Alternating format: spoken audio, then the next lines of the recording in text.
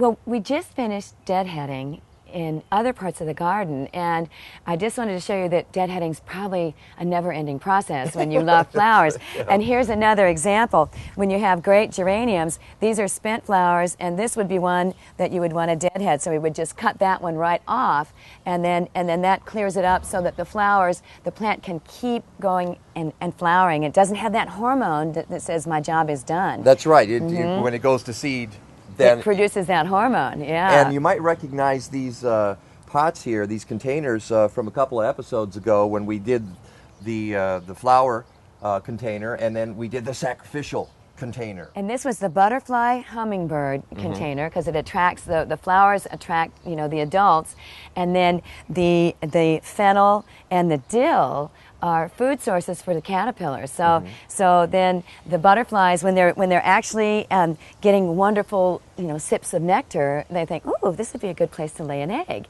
and and they did. And they did. On these, but we have a story behind that. We do. I witnessed a black swallowtail butterfly laying eggs on the dill. And I was so excited, I started taking photos. So I took photos of the eggs and sent them to Mike and sent them to the producers.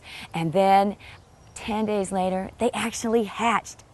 There were seven caterpillars on here. And they were so small you could hardly see them. And so every day I was coming out taking another photo of them. And they finally were getting large enough, probably about as large as my fingernail, the length of my fingernail.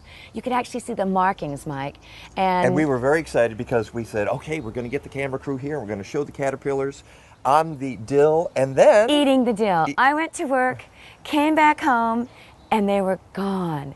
They were completely gone. Somebody did them in. They say birds will eat them off of the plants, and they're black, so they were very obvious, and so they were eaten away. But I've done this before. I had an earth box with a bunch of dill in it a couple of years ago in the parking lot of the radio station, and I came out one day, and my producer said, "You got to see the dill," and it was covered in black swallowtail caterpillars.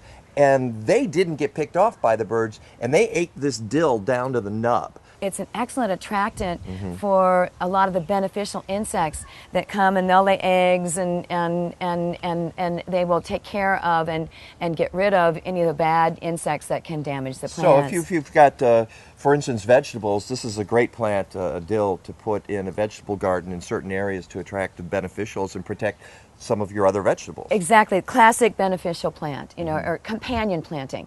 You want to plant the companion plants that will benefit the other plants in the garden. So keep your butterflies happy. That's what we're trying to say. Coming up next, we're going to Whole Foods, and a different Jen Hulbert, is going to show us how to make a salad.